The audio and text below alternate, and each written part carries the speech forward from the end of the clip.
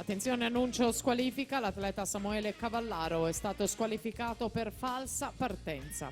Partita la terza batteria del primo anno ragazzi, inizierà fra poco la farfalla dei ragazzi secondo e terzo anno, 5 batterie in programma. Nella prima Filippo De Rosso in 3, Riccardo Garbuglio in 4, Elia Gaole in 5.